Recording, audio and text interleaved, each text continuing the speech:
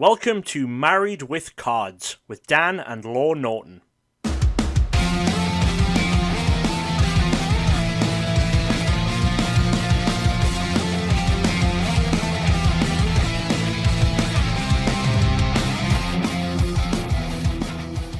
Hello, welcome to episode 3 of Married with Cards. I am Dan, and this is my wife Law. We are going to talk about some stuff we've been doing in the last couple of weeks, some additions to our collection from the past couple of weeks, and a bit of the news that's been going on in the TCG world.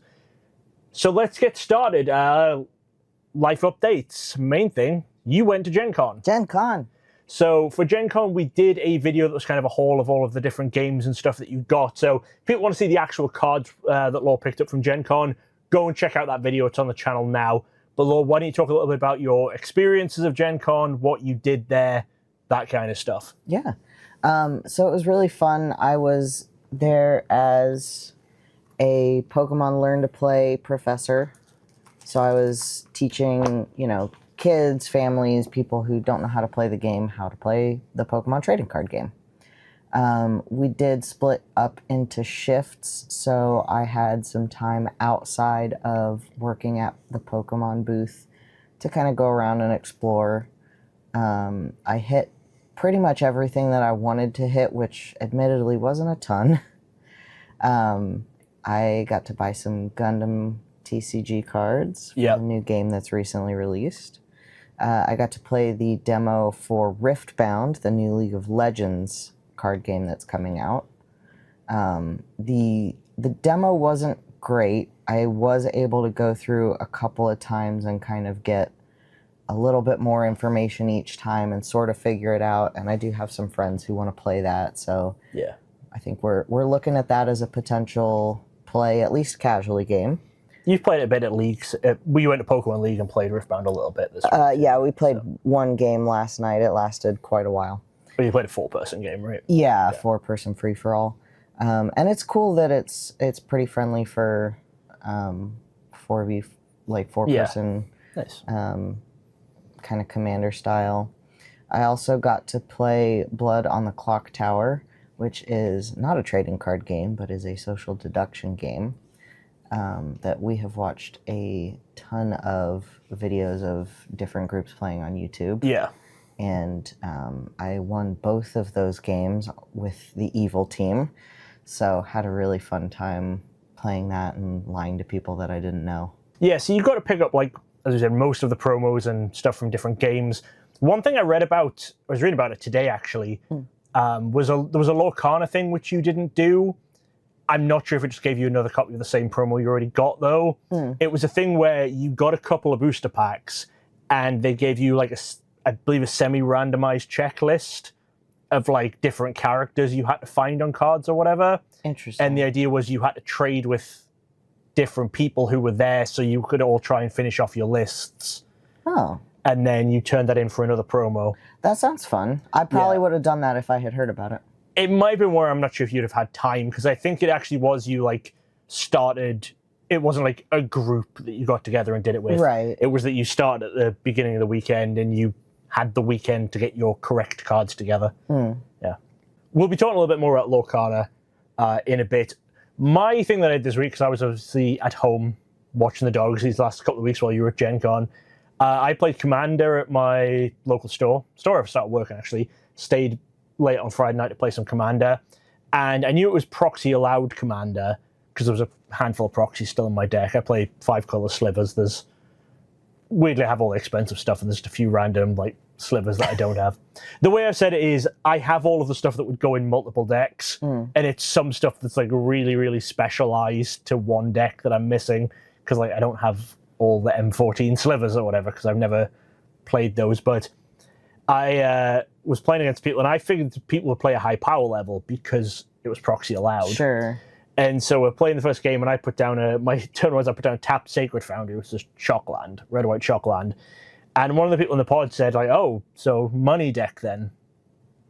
And I was like, it's really Shockland is money deck? And they're like, yeah, it's $20. And I looked down at my hand that had a Tropical Island, a Wheel of Fortune, and a Gaia's Cradle in it. and just thought, oh, I've misjudged this. I've misjudged this a little bit. So obviously I won that game because people were playing upgraded precons, kind of. Like some quite upgraded, but it was based around a theme. And then I got given a precon to play for the next game. Played the Mothman Fallout precon, which was pretty fun. So we're giving people radiation counters. Oh, cool. So radiation counters, so everyone who has a radiation counter at the start of your turn, however many radiation counters you have, you mill that many cards. For every non-land, you lose a life and lose a radiation counter. So if you mill lands, you keep the radiation counters, keep milling later. Cool. But then the stuff in the Mothman deck that, like, you draw extra cards when people mill non-lands, or you get +1/+1 counters and stuff. That's fun. Non-lands. Played against... I was in a pod where my deck was decent, and then someone had a dog meat deck from Fallout as well that was really built up. Dog meat was basically kind of like a boggle, where it was just they put loads of enchantments and equipment and stuff on dog meat, and the others were like a zombie deck and an artifact deck. So I was nearly killed by the dog meat deck, but then the other two teamed up, and it was like, okay, well, they knew they had to take us out, so they took the dog meat deck out first, and I got to attack for a bunch more damage back to the artifact deck, but then they both took me out before. So, and then the zombies deck was being played by the store owner, and well, initially, because the artifact deck was maybe going to look at the zombies deck, and the store owner said, I'll give you 5 booster packs if you help me take these two out. So I think the artifact deck then conceded to the store owner, which was quite funny. So that's what we've been doing in terms of like playing cards and going to events and stuff. Obviously, the next one of these is going to be much more exciting because we've also been packing for Worlds. Yeah, I mean, it's not exciting. We're getting ready to leave. Yeah, it's Sunday night as we're filming this. This will go up Tuesday rather than Wednesday, and the main reason is because we're leaving Wednesday morning to go to California. And I wanted to film this now, so one, I've got more time to edit, but it also means I have no other filming to do before we go to Worlds. So I can now just, once this is done, get all the cameras and stuff charged, get most of it all packed up, ready to go, give me a bit more room in this basement. So that's what we're doing there. Don't worry, there will be other videos and stuff coming soon. After this there will be Worlds content, but Worlds content will start soon. So that's the other thing we've been doing. We've been on a mad kind of tidy the house, finish organising any cards we need to. So, collection editions? Yeah.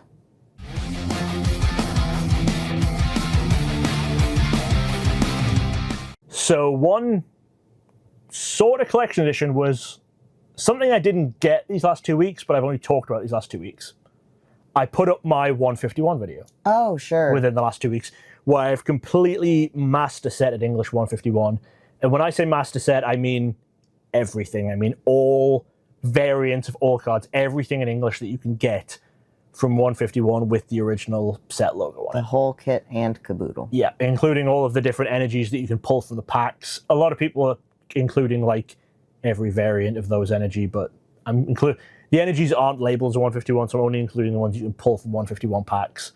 And as I've said in that video, eventually those might get taken out of my 151 binder and go into like a Scarlet Violet generation of basic energy, because now that we're coming to Mega Revolutions, I can actually make that checklist. Right. So, obviously the big things in that set are the Voltorbs, the Professor Voltorbs, both versions, both reverse and the double foil, the Mentor exclusive, and then the Ultra Ball League Mew from Asia.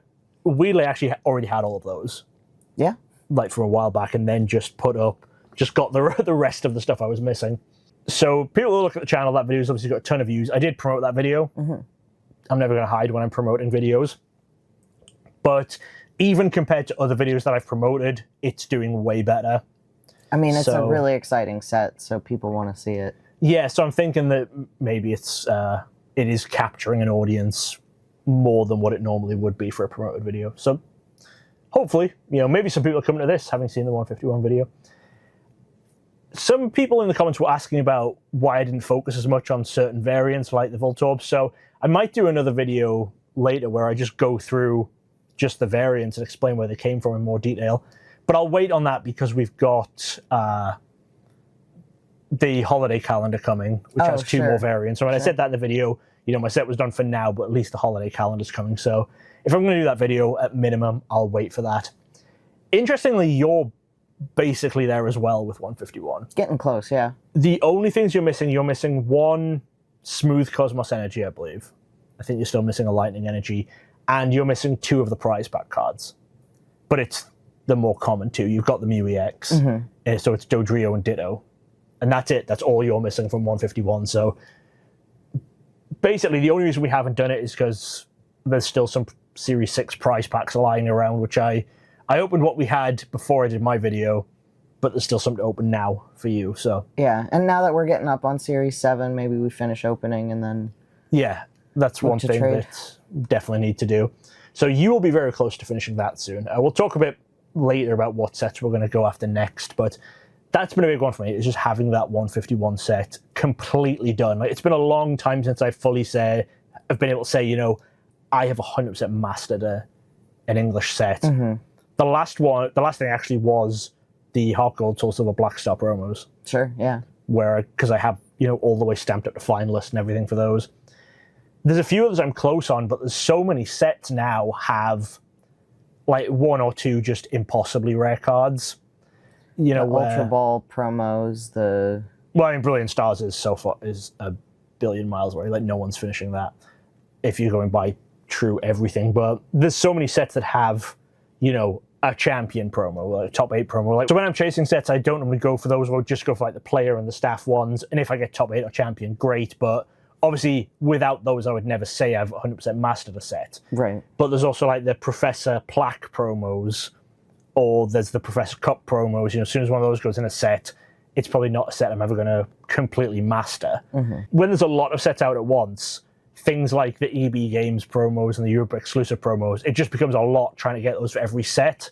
So there's a lot of sets where, like, if I focused on one set, it would be a lot easier just to grab those for the set. But the fact that so many sets have just 1 or 2 things that are a nightmare to find, it's challenging to get complete true master sets at this point. Sure. Yeah. I also, just a couple of nights ago, opened a case of Destined Arrivals. Yeah. Didn't do it on camera or anything, just cracked a case here. Pretty good hits. We talked about how we were going to do that, so we knew if we were going to sell your boxes from Worlds, which I think we are. Because your set is obviously pretty well underway. You've only got a couple of special illustrations, but you shouldn't be opening boxes to get special illustrations. You're only missing 3 illustration rares. Sadly, 2 of those are Misty's Psyduck and Misty's Lapras, which are 2 of the higher end illustration rares. I'm down to missing, I think, 10 reverses as well. That's not bad. So really, it's never going to be worth it to open another box for us.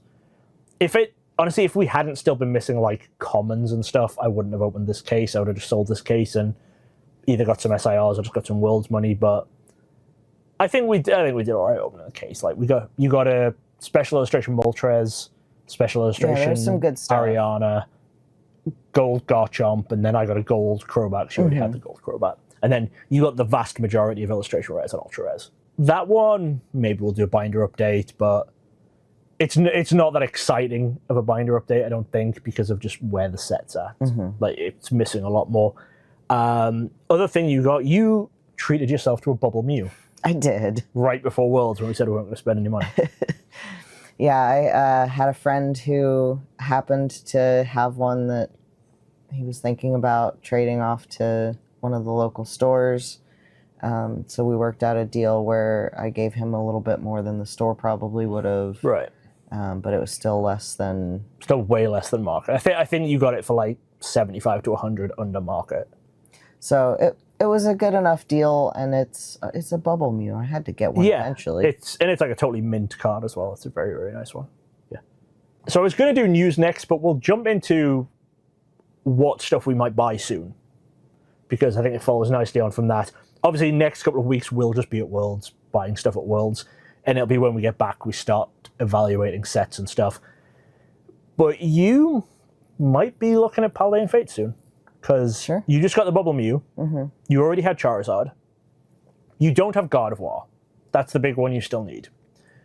It's about $70. It's not bad. So it's not a super cheap card, but if the most expensive thing you need from a set is $70, great. Like, that's doing pretty good. It's way less than obviously the Bubble Mew and everything.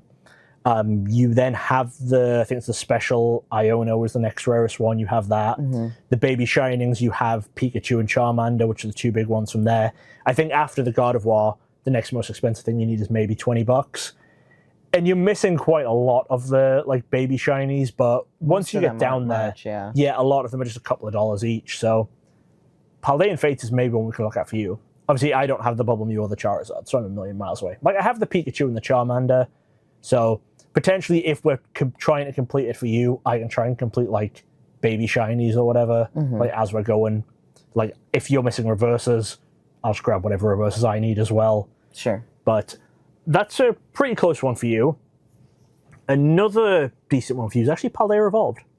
Huh. Mainly because we have the big stuff again. Like, you have Magikarp, you have... Again, I think Iono's another big one. You have Tyranitar, I think it is. Okay. The biggest ones of that is we both still need Raichu. That's about a $30, $35 card, maybe. Yeah, not maybe bad. 40 at a push.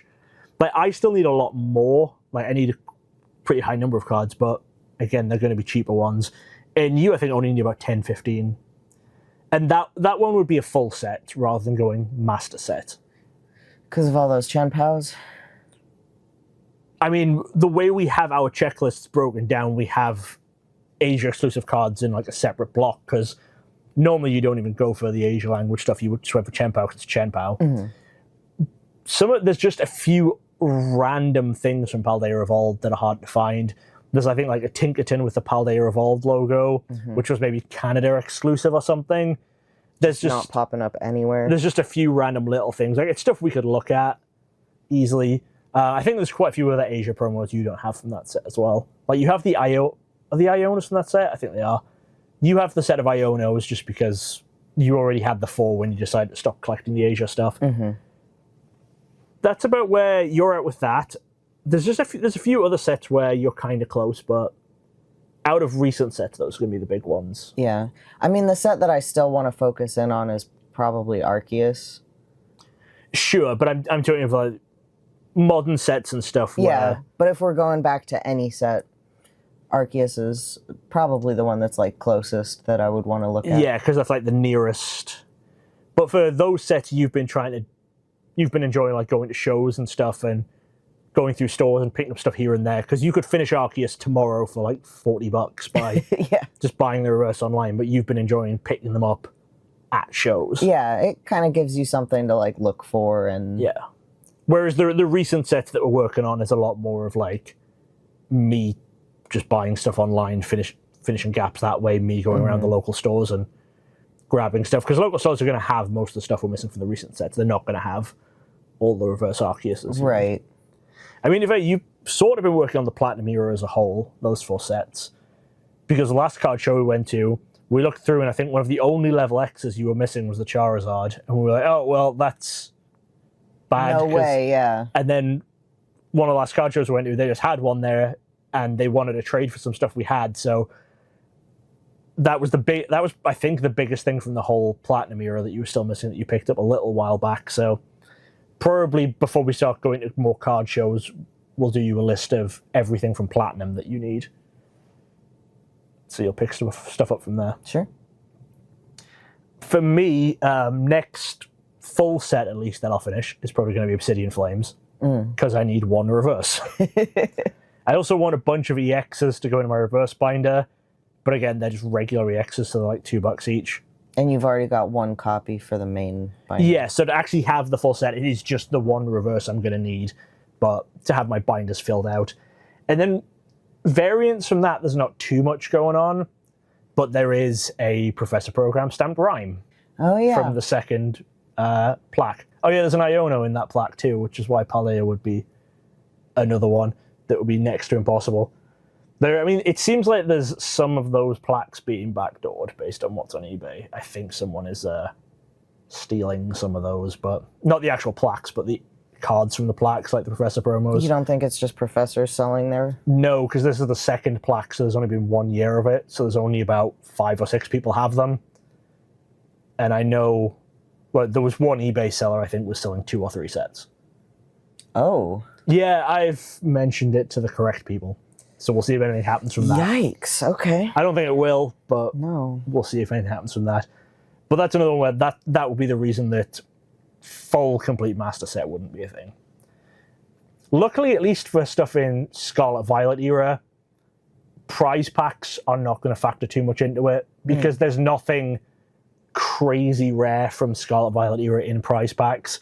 You know, the most expensive things are under $100. I think like $50, $60 are the most expensive ones.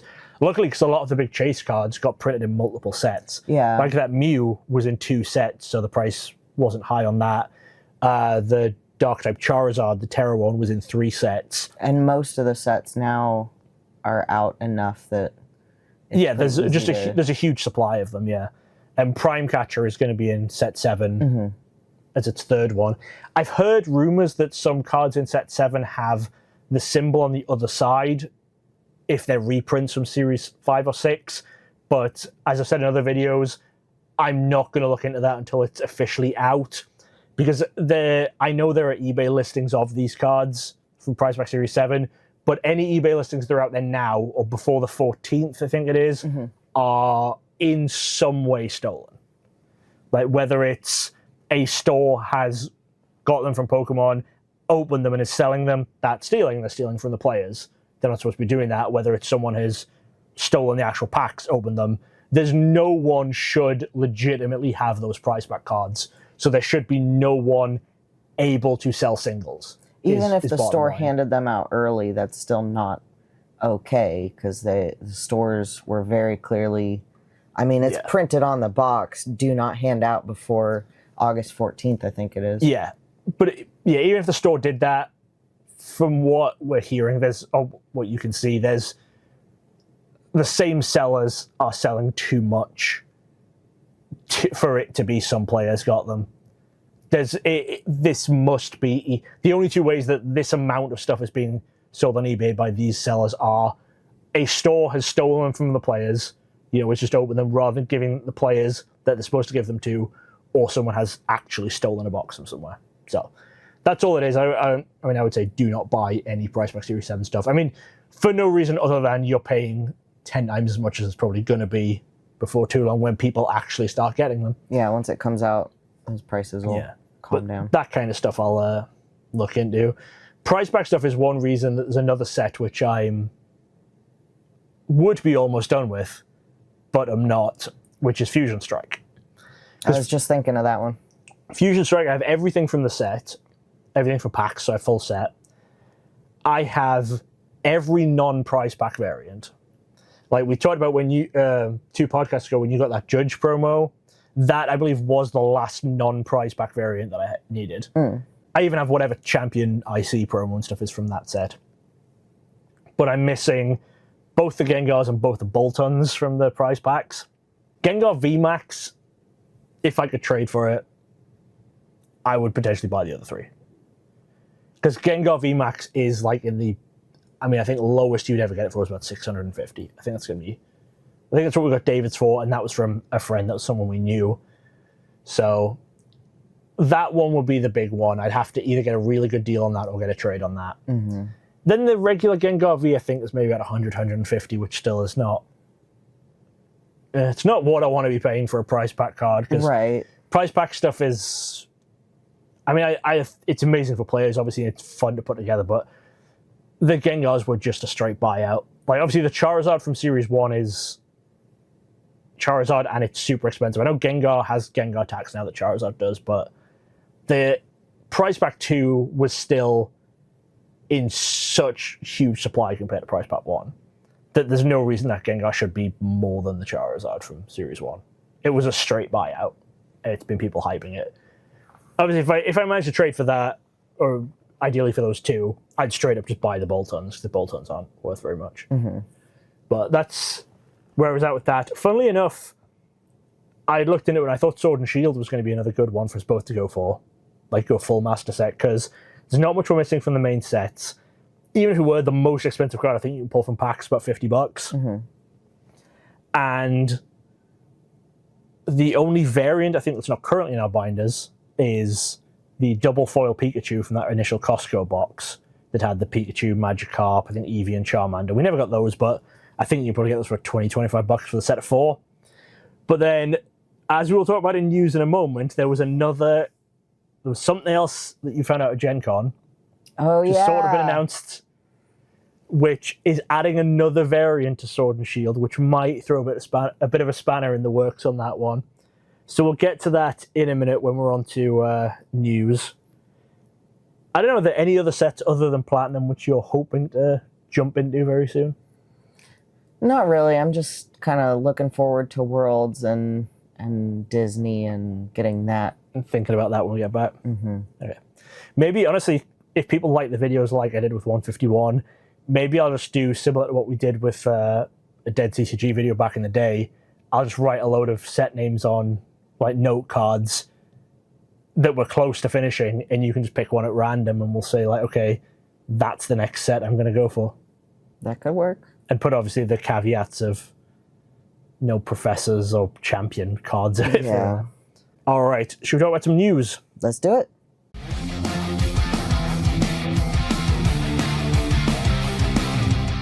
So, that new Sword and Shield promo is related to Pokémon Club. Yes.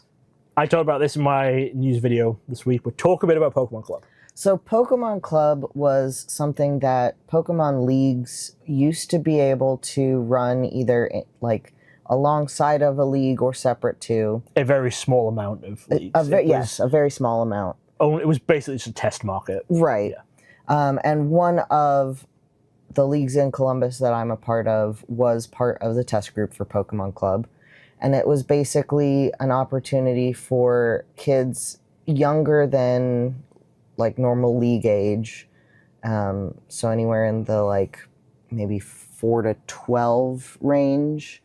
I think it was younger. It had an upper age limit, and I think it was younger than 12. I think 12 was where we kind of cut it off. It may have been 10, but I'm pretty sure it was like okay, because I know 12. I know we got told by Pokemon it was like there is a hard upper limit on the age. But yes, kids it was participate in club. The idea was this is just for younger kids to come in to be able to play with each other, get some, you know, whether they're playing the trading card game, they're coloring pictures, you know, they're doing other fun activities like origami. It was basically just like getting kids interacting with Pokemon and having a safe space for them to do that, having an area where, you know, it's just the kids that are participating in this. And talking about trading, we talked about card values a little bit, just sort of things to get them learning about Pokemon. You know, if they wanted to play, great, we had opportunities to teach them, and if not, then we had plenty of other stuff for them to do. So we had this club trial in about 2019, I think. Yeah.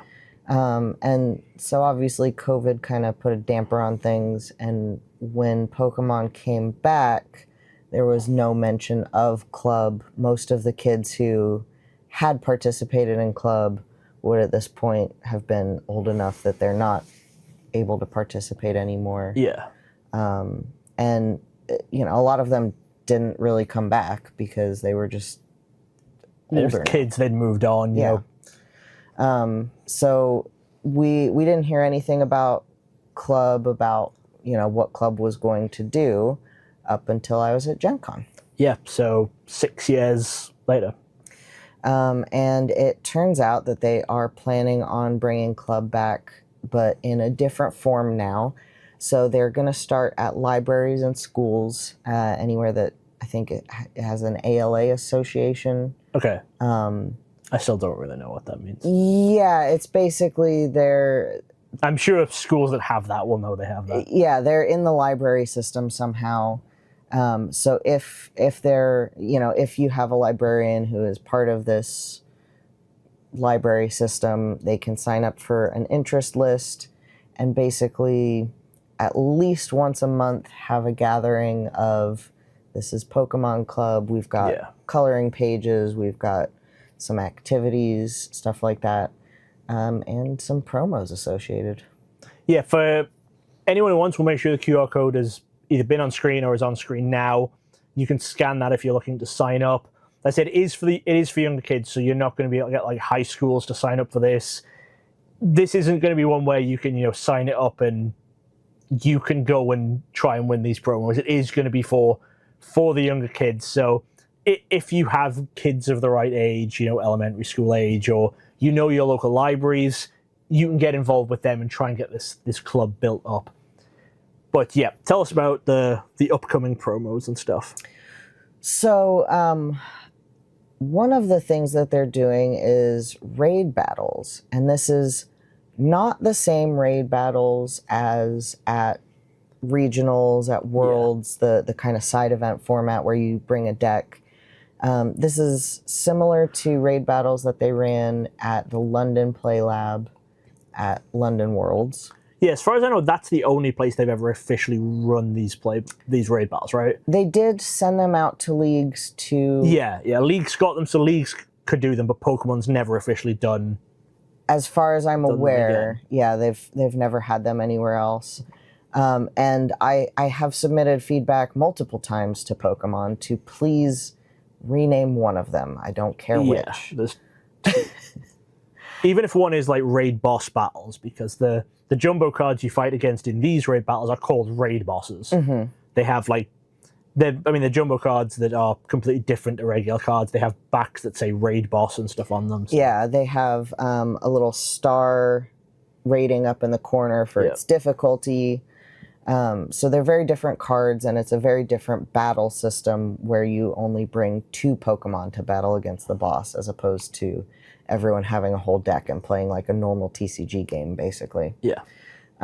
So the new raid bosses, there are 3 of them.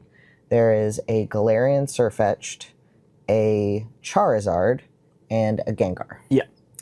The Gengar is going to give the promo, which is Sword and Shield. Yes. If you played in the Play Lab in London or have seen these at leagues, beating the raid boss gets you a promo of the raid boss that you beat. First 3 were Pikachu, Dreadnought, Alcremie, and then these ones, Charizard, Gengar, and Sirfetch'd. So each has a promo associated. Interestingly, Pikachu and Dreadnought were previously available on the website. You could like download kind of a copy of the game with the jumbo. Yeah. So you could print off the jumbo, but you couldn't get the promos or anything that way. Right, yeah. You it was just print off the raid boss format. Yeah. But yeah, so they showed the raid bosses. They showed the promos associated. Their Cosmo... Yeah, Cosmos foil with the Play Pokemon logo. So they have the same logo as prize pack cards, but they're not prize pack cards. They're from sets. Well, one of them's from a set before prize packs. The Charizard is from Team Up, which is wild. But the Gengar is from Sword and Shield, and the Sirfetch'd is from Rebel Clash, both of which for prize packs use the Line Hollow rather than Cosmos Hollow at that point. But these were almost certainly printed in 2020. Yeah. They didn't print these now for this. These have been living in a warehouse somewhere. Yeah. And now they're finding a use for them. Because the original 3 jumbos, the Pikachu, Dreadnought, Alcremie, they have like a collector number, sort of. They have 1, 2, and 3. There's different star levels are all still 1. I think Pikachu's maybe 1, but it's 1 whether it's the 1, 2, or 3 star level. And now these ones are 4, 5, 6. And obviously with a promo being from Team Up, there's no way they were doing this now. They would have picked a different Charizard if they were doing it now. These were already printed, and now they're just finding a way to distribute these.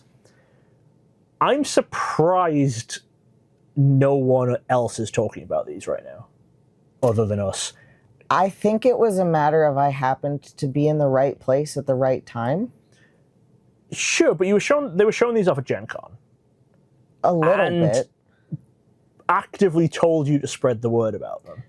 Yeah, they did say that I could share this information, but there was a TPCI representative who was at the GenCon booth who was talking about Pokemon Club and talking about Club a lot, but I don't believe every person that she spoke with saw the promos, saw the raid bosses. Yeah. Like I say, I think that was just a case of I happened to be standing around the table at the right time. I guess I'm more saying I'm surprised TPCI aren't saying anything about this.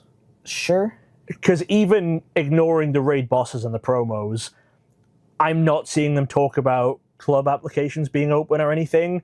I mean, maybe they're waiting until after Worlds or at Worlds, but if they were going to do some big announcement at Worlds, you'd think they just wouldn't have told anyone at GenCon. I think it's because it's such a small group that they're trying to pilot this with. They want it to only be libraries. You have to specifically go through the library system to sign up.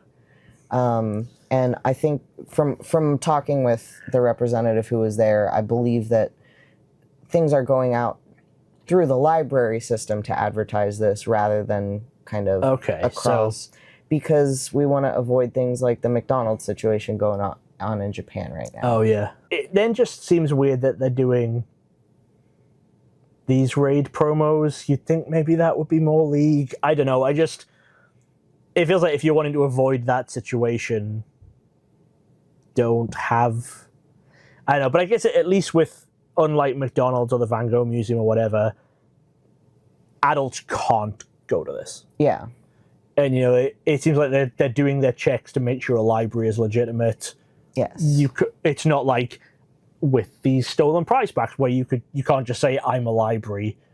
There's a lot of places saying, I'm a store. I promise I have a brick and mortar store. Mm-hmm. It's not just my house where I'm ordering all this distribution stuff and selling it on whatnot. So we'll see how that goes down. I mean, I'm sure some of those promos will come up for sale somewhere, somehow. Almost certainly. I've found rarer, harder to find things in the past. I'm sure I'll find these. But it was an interesting and weird one that a set from 2019 is now getting updated with its master set, because early 2019 as well, Team Up was very early in 2019. Because there were these cards there that... Now, I mean, there were a lot of cards that... also hear from her that she is potentially interested, at least, in trying to get these out to leagues. Maybe having a reprint done or something similar done. I mean, you'd think they'd have them in big enough numbers. It's hard to say, because remember, clubs were such a small, I suppose, group of leagues that were being tested out. Yeah. So I don't know, but there's potential that these do go out to leagues eventually. It'd be nice if they did. I just can't see TBCI funding reprints of these promos specifically, because they're from 2019. Sure. I definitely feel like if they did, I mean, they'd be Pixel Cosmos. We'd know. Then we'd have to get both. Because the photos that you got, they were Smooth Cosmos. Mm-hmm. They were, people who don't know, Cosmos foiling changed how it looked in 2013 and then changed back in 2023. So you can tell, there are some cards that have two versions based on if products were released twice, got reprints. So we would be able to tell if these get a reprint. We'll know if you've got the original ones or a reprint, I guess. So that's a whole thing. We're going to go down to our local library maybe tomorrow if we get time. Yeah, just talk to them about it. Yeah. I think it's great. I would love to see our library do it, even though we never really go there. Yeah, we've got library cards and stuff, though, I think. Yeah. But like I say, if you are close to a library, your local library, or you've got kids in elementary school or whatever, or you work in an elementary school, look into this, follow the QR code, and see if you can sign up. All right, a bit of fun Lorcana news. So, Lorcana's released a set of promos. There's 5 promos. They're variants of a pirate-themed set of characters. Mickey, Minnie, Goofy, Donald, and Daisy. They're all from a set, but they have special borders, special foilings, their promo numbers, etc. These were exclusive to a Disney cruise. Now, I don't think it's just going to be the one cruise. I think this is going to be a thing that happens on Disney cruises for a little while. But the way you got them, Mickey, it said each stateroom had them delivered during Pirate Night. So just potentially everyone who had a room got one. Cute. Minnie, you got if you purchased the Stitch Collector Pack in the gift shop on board. Okay. Goofy, you had to play or trade during a timed Lorcana event. Donald was for doing a collection quest, a starter one. I think that is similar to what we talked about before with GenCon, where you had to fill out a list of certain cards in a collection. And then Daisy was for a collection quest that was a more advanced one, so potentially like a more specific or much longer list of different things. So a lot of people, of course, have been complaining about this because Shocking. people don't understand that, yeah, some promos are going to be rare, like promos are going to be hard to get. That's what promos are for. But there's only been one cruise that's done this so far. And on eBay, all 5 of them are going between 100 and 200 apiece. Wow. I don't think that's high. No. I don't think that's high at all. There was also a 6th promo that you could get on board, which I don't think they ever said how you got it, but it wasn't like a pirate-themed one. It was... That other one, I think, is going to be promos at different events. I don't think that one's going to be cruise exclusive, but even if they were $200 a piece, like, it costs you more than $1,000 to go on a Disney cruise. And that's, I believe I saw something about this.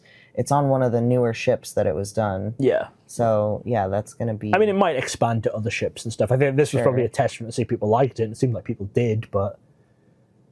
Yeah, I don't think those prices are bad at all. People are going crazy with, like, oh, they're selling for this much, and yeah, I think that's very reasonable for how rare, like, how hard they are to get. Even if they're not rare, you know, even if, like, everyone on that ship got a full set of 5, which was entirely possible, they're not easy to get, you know? Yeah, I mean, how many people fit on a cruise? I'm sure it's a couple thousand. Yeah, Disney cruise, thousands. But yeah. Still, it's...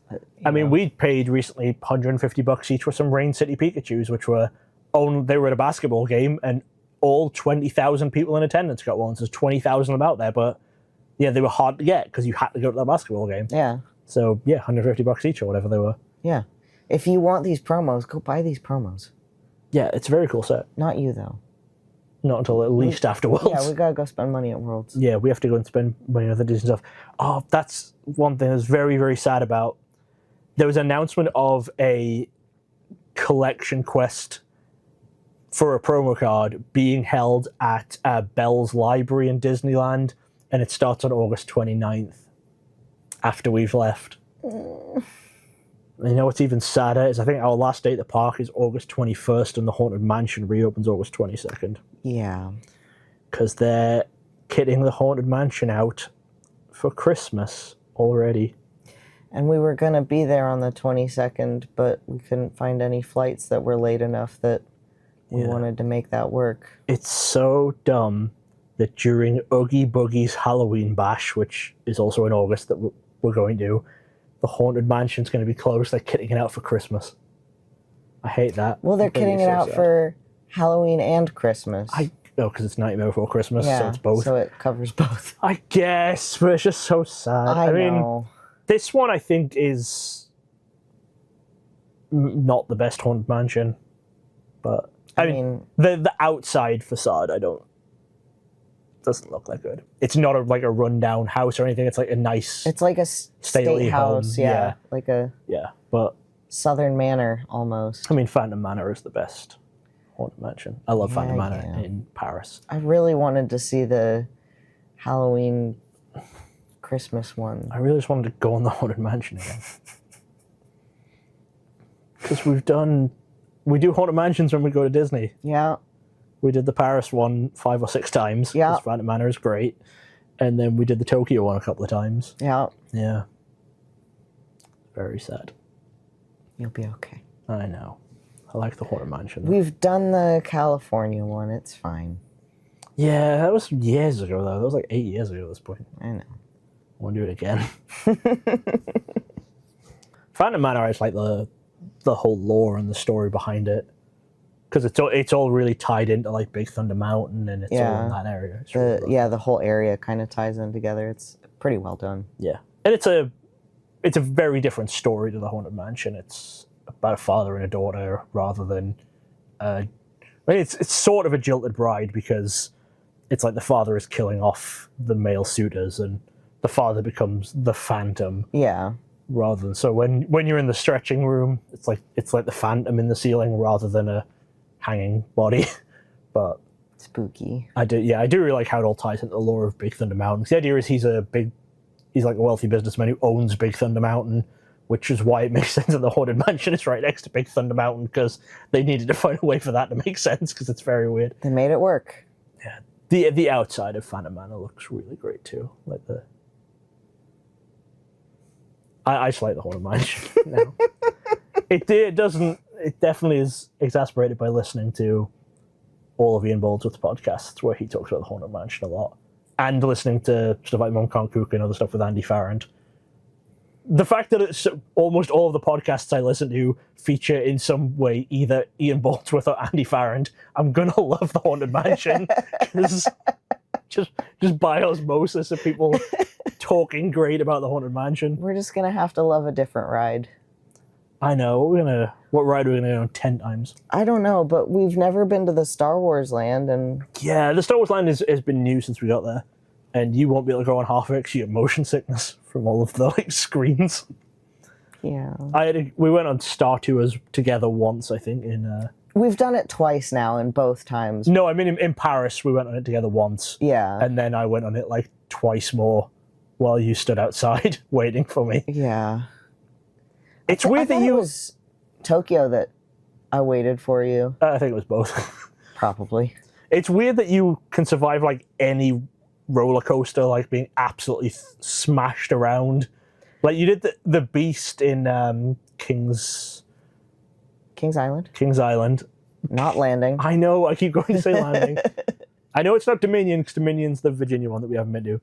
But at King's Island, you did the Beast, which is like a rickety old roller coaster held together with like nails and a prayer, and that just absolutely smashes you about, and you're fine on that. And then as soon as you're in front of a screen and a chair that moves a little bit, it's just you get really sick. Roller coasters are great. Rides that move you around a lot are not. Yeah, like we can probably skip Soarin' because we have already done Soarin'. Yeah. That was one of the. That was gonna be the first. That was the first one we did, because we got straight in line and it was like, oh, it's an hour and a half. Mm-hmm. Last time we did we stay at the Disney Hotel last time we were in Disneyland? I don't think we did. I think we just kept an extra couple in, or like another local one, because I feel like if we'd done the Disney Hotel, wouldn't have waited an hour and a half for Soarin'. Because we got the room that we could see the fireworks show. Oh yeah. That wasn't just a close-by hotel? No. Okay, well, I guess we did. I don't know. Because it had Goofy in the... I don't know why we waited 2 hours for Soarin' then, if it was the first thing we did on the morning. I think we didn't go early. Oh, well. Because we only showed up. We only had like 2 days last time. We only had 2 days, and the first day we were moving into the hotel. That's right, okay. But this time we've got 4 days. We've got the move-in day. So the Monday we probably won't go on any rides that have big lines. Probably not. We'll just unless we explore. Get the Goofy passes or whatever. I mean, 3.5 days is more than enough time to explore all of Disneyland. But yeah, we'll do some other stuff like maybe a drawing class and check out the Star Wars area, interact with characters. Yeah, just walking around the Star Wars area is going to be real fun. Getting the like Cokes and Sprites that are in the little balls. Oh, we're going to do that key thing as well. Oh, yeah. This is a TCG podcast, by the way. This really is a spiritual successor to Columbus Card Guys, because we're supposed to be talking about card games. We're just talking about Disney. People who listen to the audio podcast with me and Jordan that we did on Spotify for a while will know that this is basically what happened. We'd start talking about Lorcana and then we'd just wander off talking about Disney. I mean, but we're going to be collecting keys to get pins, which is sort of... Yeah. You don't collect keys. You get one big key. Yeah, but and then you have to collect... You put it into the different keyholes around the park and it lights up. You get a different pin from it. So you get one pin at random. Pin collecting, so it's TCG adjacent. It's basically an $80 pin or something, I think, really, isn't it? Is it $60? It's a $60 experience. Yeah, that's how Disney gets you. I'm excited. Yeah. Managed to talk you out of doing the experience of listening to a sales pitch for Disney Vacation Club. I mean, I was going to send you on one of the days that we weren't at the park, but... Yeah, no, not doing that. You were like going to leave Worlds and go and Yeah. listen to these people actually spend 80 grand on it. I mean, if they give us like free fast passes or something, why not? Because it would be like 2 hours out of my day when I could be at Worlds. Fair. Yeah. If there's Lorcana in the parks, which I'm sure there will be, we'll buy something. Like, probably do a video, or either opening it in the park or opening it in our hotel room near the park. Or what theme are we in? Oh, we're in Inside Out, aren't we? We're in the Pixar place. Okay. Pixar Pier, something like that. The Pixar themed one. And Bing Bong is sometimes at the hotel. Yeah, we gotta go see So Bing we'll go Bong. see Bing Bong. Yeah, so we'll open some Lorcana at the park or near the park at least. I would never forget Bing Bong. No. Who? All right, that's probably a podcast for today. Hopefully you all enjoyed. Sorry it got a little bit non-TCG there at the end, but next time when we come back 2 weeks, we will have a ton of World stuff to talk about. I assume there will be so much going on.